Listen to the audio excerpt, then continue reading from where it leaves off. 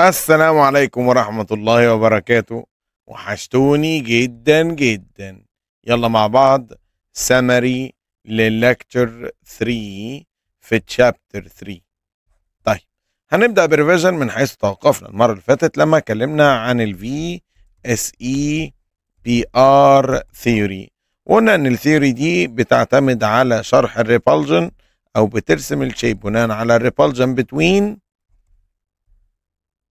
ايه بقى؟ الكترون بيرز. الثيوري بتقول ان الريبالجن بين البوند بير وبوند بير بيكون لس اقل ما بين البوند بير واللون بير، وبيكون لس ذان اللون بير مع اللون بير. خلاص، يعني ده اقوى ريبالجن، لون بير ولون بير. انت محتاج تعد عدد البوند بير وعدد اللون بير. طيب ايه بتقول لك؟ انت عندك سيمبل A X E. مين هو ايه؟ ايه هو السنترال اتوم؟ اكس هما البوندد اتومز. طب واي هما اللون بيرز. خلاص، معاك عدد من الايه؟ ان وام. معاك ان وام. اوعى تنسى فيلر از نوت ان اوبشن. ده مش اختيار، واخد بالك انت؟ خليك حلو كده امور، الموضوع سهل وبسيط. والنوع ده من الافكار ميزته انه يساعدنا على ان احنا نشرح حاجات كتير. هي اهم حاجه عندنا زي ما انت شايف كده انك تعرف تعد عدد الان وعدد الام. طيب نقول مين هو الان ومين هو الام. ان وادي ام. ان هم البوندد اتومز وام هم اللون بيرز. تاني، ان هم البوندد اتومز وام هم اللون بيرز. لما نيجي نقول ان بلس ام ايكوال تو، الشيب هنا لينير. خد بالك معانا، قلنا احنا عندنا ان وام يبقى 2، ان وام يبقى 3، ان وام يبقى 4. لو ان بلس ام ايكوال 2 الشيب لينير. السنترال اتوم ايه؟ عندك اكس يمين اكس شمال. الاكزامبل اللي كان موجود في المكتبه، كتاب المدرسه بي اف 2، بس انا شرحت لك كمان على البي اي سي ال 2، وشرحت لك الاكزامبل بتاع السي او 2. طيب لو ان بلس ام ايكوال 3 يبقى السنترال اتوم ايه؟ معانا اكس اكس اكس، معانا 3 بوندد اتومز. عندنا حالتين، عندنا حاله 3 بوندد اتومز اللي هم اي اكس 3، وعندنا حاله 2 بوندد اتومز وواحده لون بير. 2 بوندد اتومز وواحده لون بير.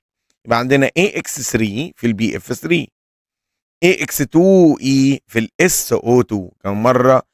الاس او 2، الاس اللي هي السلفر بوندد مع 2 او. خلاص كده، بص الاس اللي هي السلفر بوندد مع 2 او. هنا لازم تفهم ان البوند مع الاو دبل، عشان وانت بتعد الالكترونز تكتشف ان في لون بير. فكده السنترال اتوم ايه؟ اكس يمين اكس شمال، وفوق معانا اللي بيتقال عليه اي. معنى كده ان احنا معانا ايه ومعانا 2 اكس اهم، شايفينهم؟ اكس 2 ومعانا اي واحده. لو جيت اعد دي 2 وهنا الام ب 1، هلاقي ان التوتال كام؟ هلاقي ان التوتال 3. فهلاقي حاله اي اكس 2 اي اللي هو التوتال بتاعها 3. طيب لو ان بلس ام ايكوال 4، بقى عندي 3 احتمالات.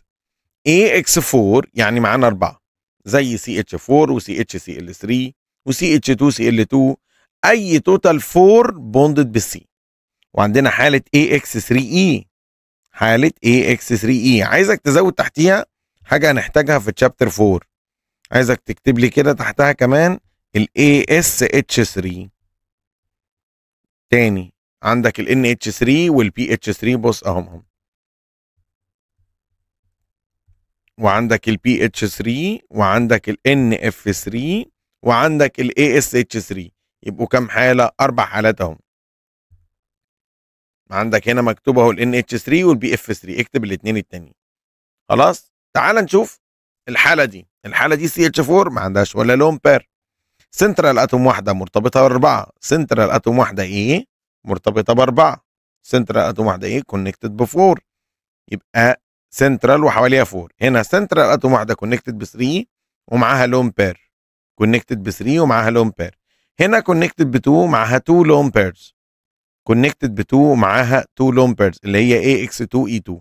كونكتد ب 2 معاها 2 لون بيرز. في التوتال هنا 4، 3 و1 يبقى برضو 4، 2 و2 يبقى برضو 4 مع اختلاف الاسم والشيب. اختلاف الاسم والايه والشيب. تعال نشوف الاسم والشيب يتقالوا ازاي. تعال نشوف ننطق ازاي المولكيولز. بص يا سيدي، هنقسمهم ان احنا عندنا لما يكون عندنا 2 اكس، ولما يكون عندنا 3 اكس، ولما يكون عندنا 4 اكس. خلاص. طيب لو عندنا 2 اكس وولا لون بير يبقى لينير 180. 2 اكس خلاص كده بس واحده اي، ده بقى يا سيدي اسمه انجلر بلانر تريانجل. يعني انجلر تريانجل يعني البير الاثنين اكس بقى في عليهم لون بير اي ضغط عليهم من فوق، وهنا الانجل بقت 120. لو 2 اكس بس في 2 لون بير فده انجلر تترا هيدرال. انجلر ايه؟ تترا هيدرال. ليه؟ بص ركز كده، هنا مفيش ولا لون بير ضغط على الاثنين بوند، هنا واحد لون بير ضغط على الاثنين بوند، هنا 2 لون بير ضاغطين على الاثنين بوند. خلاص كده يبقى دي حاله لينير، دي حاله بلانر تريانجل، دي حاله تترا هيدرال. التوتال هنا 2، التوتال هنا 3، التوتال هنا 4. طب نيجي تاني، معانا حاله 3 بوند بير وولا لون بير، يعني 3 اكس بس مفيش ولا لون بير، فده بلانر تريانجل. بلانر تريانجل اهو. الانجل تاني 120. هنا قلنا الانجل 105 ما تنسوش دي. اكزامبل على دي مهمه قوي هو ال H2O، ال H2S وال Cl2O. خد بالك اكزامز دي، ده جاي من الاكزامز، هيقابلنا قدام في الاكزامز، وده كمان جاي في الاكزامز هيقابلنا قدام. خلاص. طيب في البلانر تريانجل عندنا البي اف 3 والاس او 3. خلاص كده الاس او 3 ما ننساش برضو خدعه الاس او 3 يا جماعه، ان الاس دبل بوند مع الاو، دبل بوند مع الاو، دبل بوند مع الاو، عشان لو جيت تعد الكترونز ما تشكش في نفسك. براجع معاك كل التفاصيل. حاله الاي اكس 3 اي، بص بقى هنا معانا 3 اكس بس في لون بير ضغط، فكده بقى التوتال 4. التوتال 4 الانجل 107. الانجل كام؟ 107. طب لو التوتال 4 ومفيش ولا لون بير الانجل 109. الانجل كام؟ 109. يبقى تاني لو اعتمدنا على 2 اكس هيبقى عندنا 3 احتمالات: اكس من غير ولا لون بير، اكس بواحد لون بير، اكس باتنين لون بير. يبقى اكس هو عدد البوندد اتومز. فهنا يجي السؤال بتاع ايه؟ يخدعك ويقول لك هو مش الاس او 2 3 اتوم والبي اف 2 3 اتوم؟ طب ليه مش زي بعض؟ طب الاس او 2 ليه مش زي السي او 2؟ هتقول له عشان دي عندها لون ايه؟ بير. عشان في هنا لون بير. لون ايه؟ لون بير. خلاص. الاكزامبلز اللي عندنا على الاي اكس 3 اي حاله الان اتش 3، ان اف 3، بي اتش 3، وقلت لك زود عليها الاي اس اتش 3 هتيجي في تشابتر 4، فابقى من دلوقتي عرفتها لك عشان احنا هنستخدمها في تشابتر 4. الحاله الاخيره عندنا هي حاله الاي اكس 4 وهي حاله تترا هيدرال. سنترال اتوم في النص وحواليها 4. سنترال اتوم في النص وحواليها كام؟ 4. طب خدعني وجي قال لي سي اتش سي ال 3. طب يا عم والله ما مزعلك، طب سي اتش 2 وسي ال 2 كمان. المهم ان التوتال يكون 4 والكربون ما عندهاش ولا لون بير. الشيب تترا هيدرال والانجل 109. الشيب تترا هيدرال والانجل كام؟ 109. دي الفكره. عندنا فكره امتحان خطيره جدا بنحذر منها. خلاص. هو الفرق بين ال H2O وال H2S، وده من اسئله الامتحانات عشان ما تجيش تقول لي انا ما شفتهاش. هتشوف يا حبيبي، هتشوف قدام وهتشوف بعدين. تكرم اللي هقوله دلوقتي دي بيقول لك ايه؟ الاو عندها هاير الكترونيجاتيفيتي. هاير الكترو ايه؟ نيجاتيفيتي اكتر من الاس. والاو عندها لارجر سايز، سوري عندها سمولر سايز اكتر من الاس، لان طبعا السايز اللي هو الريديوس عكس الالكترو نيجاتيفيتي. طيب يبقى الاو سمول اتوم وذ هاي الكترو نيجاتيفيتي، فنلاقي ان عندها هاير اتراكشن للالكترون بير، فيعملوا مور ريبالجن. فيعملوا مور ايه؟ ريبالجن. فالانجل تبقى 105. لكن نيجي عند ال H2S هيقول لك خد بالك مش ال O8، ايوه تحتها السلفر 16. يقول لك although they are in the same group، على الرغم انهم في نفس الجروب. وهي دي الطريقه اللي يبقى عايز يشتغلك بيها. يقول لك هم ليه في نفس الجروب بس الانجلز مختلفه؟ يا ابني الايه صح. صح صح، هو فكر كده. ليه يبقوا في نفس الجروب بس الانجلز مختلفه؟ قال لك عشان السلفر هنا هتكون عندها لارجر ريديوس. خلاص كده. فبالتالي الريبالجن هيقل عشان لارجر سي ريديوس الاتوم اكبر، فالانجل تقل. فيقول ان البوند انجل في ال H2O اكبر من البوند انجل في H2S although they have the same number of electrons، رغم ان عندهم نفس الالكترونز. او ساعات تانية يقول لك although they are at the same group. طيب نوت مهمة مهمة مهمة مهمة مهمة مهمة مهمة لحد اخر الامتحان. لو في اتوم مرتبطة بعدد كبير من السنترال اتومز، الانجل ايه اللي بيحصل لها؟ الانجل بتكبر. بص كده، بص شايف الكلورين دي؟ كلورين عندها ايه؟ عندها هاير الكترو نيجاتيفيتي، صح كده؟ صح يا مستر، عندها هاير الكترو ايه؟ نيجاتيفيتي. بص زودت الريبالجن، ماشي؟ ايه؟ زودت الريبالجن. خد بالك ادي سي اتش 4 حاله ارتباط سي ال هتلاقي ريبالجن الانجل وسعت. 2 سي ال الانجل بتوسع، ودي الحته اللي كتاب المدرسه ما قالهاش، بس الشبراوي جاي يقولها لك عشان في امتحانات هتعلمها لك. ها قال لك ايه؟ ما قلتهاش في الكتاب بس هجيلك في الامتحان. افتكر ان انا انقذتك في اللقطه دي.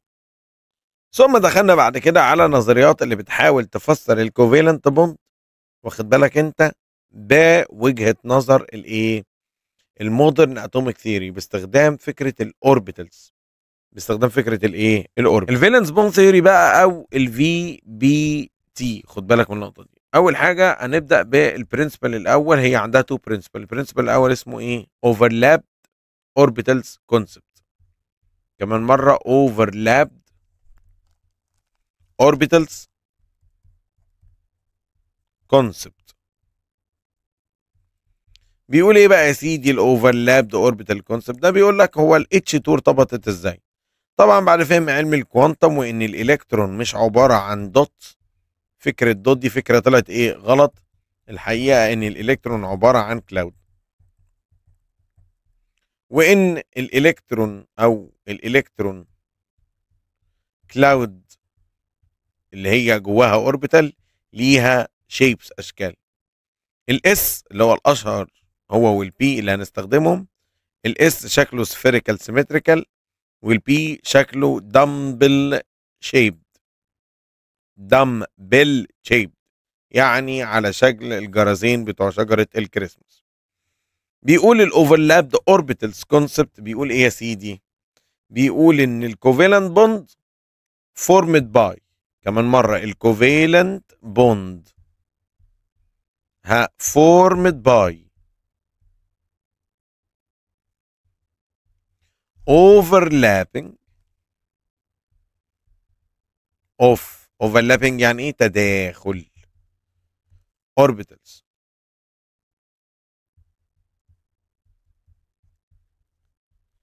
with single electrons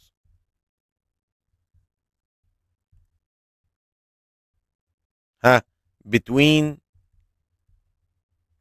different atoms. حط لك خط تحت الكلام اللي يفرق ما بين البرنسبل الاول والبرنسبل الثاني. اول حاجه with single electron، اشترط انهم يكونوا single، خلاص كده. وفالنس يعني الاوتر، وبتوين different atoms. يبقى هو دلوقتي بيتكلم على الفالنس اوربيتالز اللي هي الاوتر اوربيتالز، ويكون فيها سنجل الكترونز وبين different atoms. يعني اكزامبل ال H2 يتكون ازاي؟ ادي اكزامبل شرحه لل H2. الطريقه القديمه بتاعت لويس كان بيعمل كده، الكترون والكترون ويحصل بينهم تاتشنج، تلامس. طبعا الكلام ده مش حقيقي.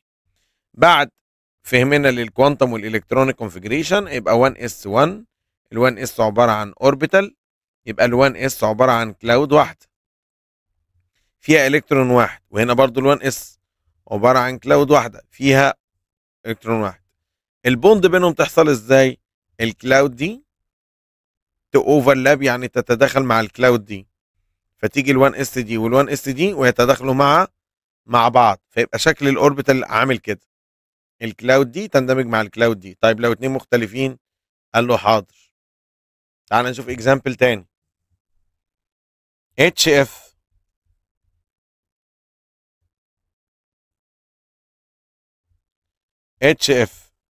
هنيجي للاف الاتوميك نمبر 9 يبقى 1s2 2s2 2p5 2pa5. فهنرسم كده. تعالى بص، لو جينا نبص للفايف دول انهم عاملين ازاي؟ ركز كده معايا، لو جينا نبص للفايف دول هنلاقيهم عاملين ازاي، عاملين كده وكده، فهنلاقيهم ازاي سنجل سنجل سنجل بير بير. فيقول لك ان البوند هتتكون بده اللي بره ده، اللي هم بي اكس بي واي بي زد. طب ده بي صح؟ اه. فيقول لك ان الاتش هتقابل الاف، الاتش هتطلع الكلاود بتاعتها بتاعت ال1 اس، الالكترون الواحد اللي موجود في ال1 اس، والاف هتطلع ده البي زد ده، تقوم عامله الاوربيتال اللي عامل كده، واخد بالك انت، اللي هو مين اللي اسمه بي زد، وعنده 1 الكترون واحد تحديدا 2 بي زد، وعنده سنجل الكترون. جميل. وبعد كده يحصل ايه؟ اوفرلاب، هيتداخل الاوربيتال ده مع الاوربيتال ده، ده سنجل وده سنجل، ده اتش وده اف، يبقى البوند بالنسبه لهم بتداخل الاوربيتالز. لكن قلنا ان النظريه دي ما قدرتش تفسر الكونسبت ده، ما قدرش يفسر الميثان اللي هي حاله السي اتش 4 انها تتراهيدرال، يبقى هو شرح الحته دي.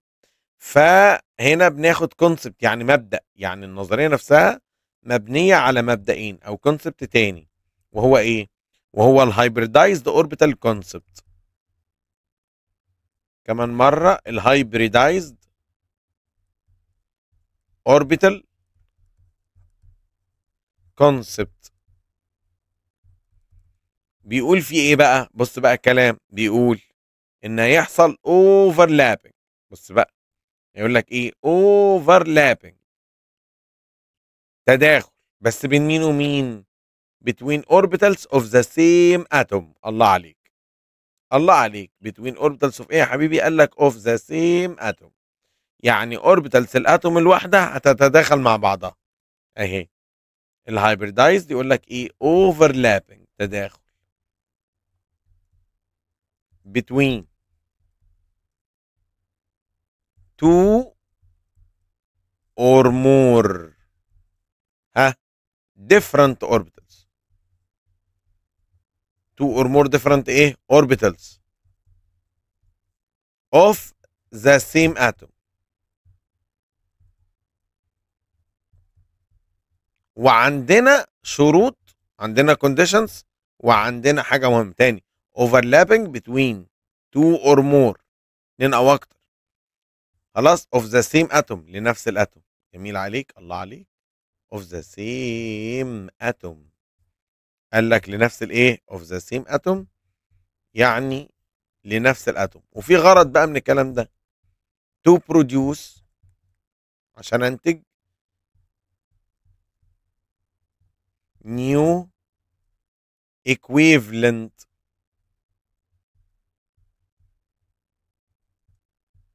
hybrid orbitals.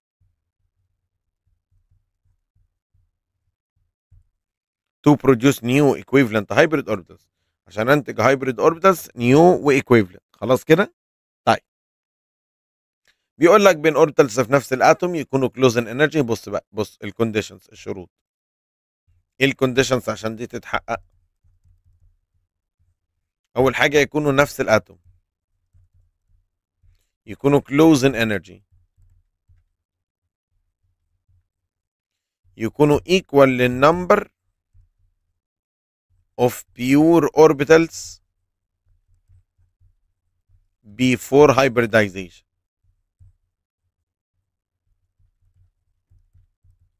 قبل الهايبردايزيشن يكونوا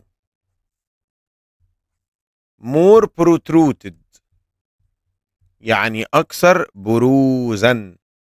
كمان مره، more ايه؟ protruded، اكثر بروزا. عشان كده، عشان يكونوا more capable of reaction، يكونوا اكثر قدره على الرياكشن، يكونوا مور كيبل اوف ايه؟ رياكشن، اكثر قدره على الرياكشن. هناخد الموضوع بكومبير، اعتقد هيكون يعني افضل وايه اريح لنا. اما جمعها لك انا في كومبير اللي هم الاربع حالات، سوري الثلاث حالات بتوع الهايبردايزيشن. عايزين بس نقول الفرق ما بين الفي بي تي. الفي بي تي قدمت لنا ايه؟ قدمت لنا سيجما. الفي بي تي قالت انها هتقول ان ايه؟ اوفرلاب، وهنا كانت بتشرح نوع واحد اللي هو السيجما.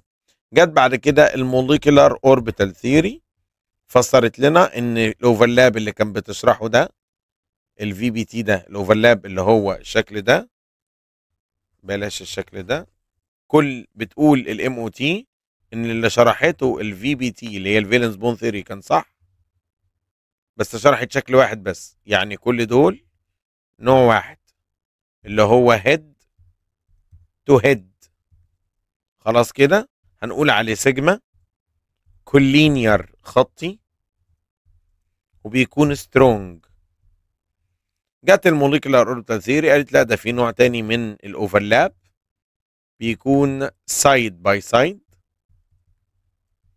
سايد باي سايد بالجنب كده، وهنسميه باي، وده كولاترال يعني باراليل، وده بيكون ويك. ومنها عرفنا ان كل سنجل تبقى سيجما، وكل دبل واحدة سيجما والتانية باي، وكل تريبل اللي في النص سيجما واللي فوق واللي تحت باي، وانه ما ينفعش يجتمع 2 سيجما بنفس الاتوم. وصنفت الاشكال، يقول لك ان الاوربيتال وهو لوحده، بس ركزوا بقى معايا كده عشان ده كان سؤال ثانويه عامه، ده كان سؤال ثانويه عامه، خد بالك معايا من دي. قال له ايه؟ ايدنتيفاي اتوميك اوربيتال وموليكولار اوربيتال. كل الاوربيتالز قبل ما تعمل الاوفرلاب اسمها اتوميك اوربيتال، حتى اللي عملت هايبردايزيشن بدام ات ذا سيم اتوم، بدام في نفس الاتوم نقول عليها اتوميك اوربيتال. لكن لو خلاص حصل اوفرلاب بين ديفرنت اتومز، بقى عندنا الشكل الجديد ده اللي هو لما يجوا يرسموه عاملينه كده زي القلب. ايه ده؟ فين الحدود دي؟ قال لك اندمجت في بعض. او في ده، ايه ده؟ فين الليميت دي؟ قال لك لا خلاص اندمج. الشكل الجديد ده بقى موليكول جديد اسمه موليكولار اوربيتال، يعني بعد الاندماج يبقى موليكولار اوربيتال. يبقى تاني، the molecular orbital theory considers the molecule as one unit او big multi-nucleated atom in which all atomic orbitals overlap بتتداخل to form molecular orbital. خلاص، يبقى قبل التداخل هم atomic orbitals حتى لو هايبريد، ما دام جوه نفس الاتوم نقول عليهم atomic orbital. لما بقى 2 اتوم يرتبطوا بقوا molecular orbital. يبقى الفالنس بون ثيوري قالت ان الاوفرلاب بين الاتوميك اوربيتالز ولازم تكون سنجل اوربيتالز، لكن هنا اول اتوميك اوربيتالز للتو كومبايند اتومز كان اوفرلاب. دي اشترط انهم يكونوا فالنس بس. فرق بين الفالنس بون ثيوري والموليكولار اوربيتال ثيوري، الفالنس قالت اونلي فالنس اوربيتالز، الاوربيتالز الخارجيه بس، ولازم يكون عنده سنجل الكترون، والاوربيتال يكون ايه؟ فري ومتحضر. اما الموليكولار اوربيتال ثيوري قالت كله يقدر يعمل اوفرلاب، يا اما اوفرلاب بالشكل اللي انت شايفه ده هيد تو هيد ويندمجوا في بعض ويعملوا شكل جديد، يا اما سايد باي سايد وبالتالي يعملوا باي. وده كومبير بين السيجما والباي، وان السيجما شورت وسترونج وان الباي ويك. خلاص كده، ثم اقدر اقول لك ان مرينا بثلاث انواع من الهايبردايزيشن. هايبردايزيشن بص فيري امبورتنت التيبل ده، اهم حاجه اهو التيبل اهو. خلاص، التيبل ده والتيبل ده، التيبل اللي فوق والتيبل اللي تحت، خد بالك منه، اللعب كله عليه. تعال نشوف، نقسمهم، يعني مفيش سمري يتشال من دول يتقالوا كلهم. ان كل سنجل سيجما، طب لو في دبل واحده سيجما والتانيه باي، لو في تريبل واحده سيجما واتنين باي. خلاص كده. طيب لو تو سنجل كوفالنت بوند هيكونوا تو سيجما بوند، لو في واحده تريبل هتبقى واحده. ده بين السيوس. تعال نشوف بس، نمسك حاله حاله. هنمسك الاس بي 3 اللي هو الميثان هايبردايزيشن، انتجت 4 equivalent orbitals. تعال نرسم الميثان. الميثان عملت اي سي after hybridization، شرحنا انها كونت 4 hybrid orbitals نسميهم ايه؟ sp3 sp3 sp3 sp3. يبقى الهايبردايزيشن بتاعها من نوع ايه؟ sp3. جه عمل اوفرلاب مع الهيدروجين بالايه؟ بال1 اس. اوفرلاب مع الهيدروجين بايه؟ بال1 اس. اوفرلاب مع ايه؟ مع الهيدروجين ب1 اس. اوفرلاب مع ايه؟ مع الهيدروجين بايه؟ ب 1 اس. الانجلز كام؟ 109.5 ديجري. 109.5 ايه ديجري. ادي شكل الكربون اللي هو عملت 4 سيجما سترونج بوند. كمان مرة عملت 4 سيجما سترونج بوند. الانجل 109.5 ديجري. ادي حركة الميثان السي اتش 4. ادي الفكرة اللي حصلت. خلاص كده. طيب نسألها، طيب جبت الهايبردايزيشن بتاعك ازاي؟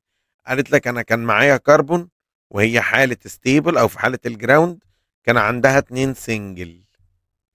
في حالة الاكزايتد كان عندها 4 سنجل، بس فيهم عيب unequivalent، غير متساويين.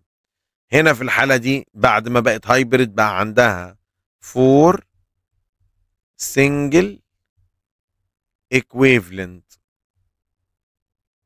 4 single ايه equivalent. نوعها sp3. نوعها ايه؟ sp3. خلاص. طيب نروح بعد كده على الشكل الثاني، وهو الهايبردايزيشن في مولكيول اسمه الايثيلين اهو C2H4 اسمه ايثين او ايثايلين من عيلة اسمها الكين. بنقول عليهم جعانين لما يكون ما بين الكربون والكربون دبل بوند. لما نيجي نرسمها هنقول كل كربون طلعت اوربيتال اسمه sp2 sp2 sp2، والكربون التانية ادي 1 2 3 اساميهم sp2 sp2 sp2. تمام. ونيجي هنا بالهيدروجين 1s وبالهيدروجين 1s وبالهيدروجين 1s وبالهيدروجين 1s. خلاص تمام. دي سيجما سيجما سيجما سيجما سيجما. طيب وعندها ايه زياده؟ عندها واحده باي واحده باي. مهم قوي نقول ان اللي عمل الباي دي بي زد، وبي زد بيور يعني ما حصلوش هايبردايزيشن، بيور. اللي بينهم دي باي، اللي بينهم دي ايه؟ باي. طب لو عايز ترسم الموليكيول كله هتقوم رسمه كده. بص مش لازم بالتخطيط بقى. سي دبل بوند سي اتش اتش الانجل كام؟ 120 اتش اتش. صنف بقى يلا. يلا معايا. كل سنجل سيجما، كل سنجل سيجما. طب واللي فوق باي، يبقى كل سنجل سيجما واللي فوق ايه؟ باي. يبقى دي عندها 5 سيجما بوند وعندها دبل بوند فيها واحده باي، او 4 سيجما. خد بالك عشان الاسئله الغلسه اللي انا محضرها لك في الواجب. لو سالتك عن البوند بين السي والاتش تحديدا هتقولي سيجما. طب لو سالتك عن البوند بين السي والسي هتقولي سيجما وباي. خد بالك السؤال عايز ايه بالظبط. كيميكالي دول مور اكتف. مور ايه؟ مور اكتف، اكثر نشاطا عشان عندهم الدبل بوند. طب انا لو طلعت بيك فوق وكلمتك على الميثان، خد يا معلم. بعد الموليكولار اوربيتال ثيوري ما قالت كده، الميثان من عيلة الكان. عيلة الكان بنقول عليها عيلة شبعان. خلاص كده. كل البوند سيجما، اول سيجما. كم سيجما تحديدا؟ 4 سيجما. كيميكالي ان اكتف، غير نشط. ليه؟ عيلة شبعان. كل البوند سيجما صعبة الكسر فهم كيميكالي ان اكتف. كيميكالي ايه؟ ان اكتف، غير نشط. تمام. الحالة الأخيرة في الهايبردايزيشن معانا هي حالة C2H2 أو المعروف بإيه يا جماعة؟ المعروف باسم الأسيتيلين. خد بالك خد بالك، اصحى لا يغفلونا. معروف بايه؟ بالاسيتيلين. بص بقى يا سيدي، الاسيتيلين هو الحاله الاخيره، والحاله دي اللي حصل فيها هايبرديزيشن. انا هنا عايز اقول لكم برضو على حاجه. في حاله السي 2 اتش 4 حصل هايبرديزيشن مع البي اكس والبي واي، اما البي زد ما حصلش معاه هايبرديزيشن. البي زد اهو، البي زد هنا ليه سنجل الكترون يا جماعه، مش مرسوم. البي زد ليه سنجل الكترون. هنا حصل هايبرديزيشن ما بين الاس مع البي اكس والبي واي 1 البي زد ما دخلش في الهايبرديزيشن. هنا الهايبرديزيشن حصل ما بين الاس مع البي اكس 1 والبي واي والبي زد فضلوا بيور، فواحد اس مع واحد بي، هنا واحد اس مع 2 بي، هنا واحد اس مع 3 بي اللي هم اكس وواي وايه وزد، عشان في كام سؤال هيجي على دول. لما نيجي نتكلم عن الاسيتيلين فنقول ان الكربون عملت هايبرديزيشن اسمه اس بي، وده بسبب نقص عدد الكربون. يعني لو سالت نفسك وبافتراض ان شيطانك كده ابتدى يسود لك يقول لك ايه هو التغيير ده بناء على ايه؟ بناء على نقص عدد الكربون، البيئه اللي كانت موجوده فيها. عشان الانسه اللي كلنا عارفين ايه، هتيجي تسالني السؤال ده، البيئه اللي كانت موجوده فيها او المكان اللي كانت موجوده فيه عدد الهيدروجين اتومز فيه ما كانش افيلبل بنفس الوفره بتاعه الالكان والالكين.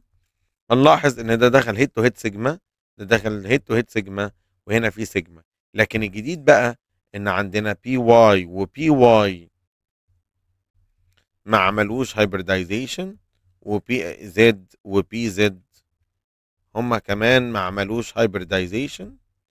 تاني بي واي مع بي واي ما عملوش هايبرديزيشن، كان نوعه باي. وبي زد مع بي زد هما كمان ما عملوش هايبرديزيشن، كان نوعه باي. فنلاحظ ان احنا عندنا الموليكيول توتالي عنده 3 سيجما و2 باي، بس كل كربون مع هيدروجين سيجما. اما ما بين الكربون والكربون تريبل عندنا واحده سيجما و2 باي، واحده سيجما و2 ايه باي. وممكن ترسمها بالطريقه دي، ادي كربون كونكتد بكربون كونكتد بهيدروجين كونكتد بهيدروجين، وهنا في تريبل بوند، دي باي ودي باي، وهنا سيجما سيجما سيجما. الانجل هنا 180. الشيب بتاعها لينير، الشيب بتاعها ايه؟ لينير. طب الشيب فوق بلانر تريانجل. طب الشيب اللي بعد اللي قبله تترا هيدرال بلانر تريانجل. طب واللي بعده ده تترا هيدرال هرم رباعي، اللي هي حالة الميثان تترا هيدرال. تترا هيدرال هرم رباعي، واخد بالك انت؟ تترا هيدرال اللي هو ايه؟ هرم رباعي. تعال بص كده اهو، طلعناها. ايه اللي حصل هنا؟ حصل هنا هايبرديزيشن من نوع اس بي ما بين الاس 1 والبي اكس اي 1، وادي الكومبير بينهم ومين كون مين. وعلى الرغم من ان الرسمه مش اوبليجيشن على الطلبه، الا ان الاسئله، بص الاسئله عامله ازاي. يقول لك طب مين اللي عمل السيجما ما بين الكربون والكربون؟ مين اللي عمل الباي ما بين الكربون والكربون؟ وصلت ولا ما وصلتش؟ ولحد كده الحمد لله نكون وصلنا لنهايه السمري بتاعنا. اشوفكم على خير. سمري ايه؟ خدوا بالكم الحصه الجايه ان شاء الله الحصه الاخيره في الشابتر، ونبقى خلصنا نص المنهج. كل سنه وانتم طيبين، خدوا بالكم. اشوفكم على خير. كان معاكم مستر اسلام الشبراوي، مع السلامه.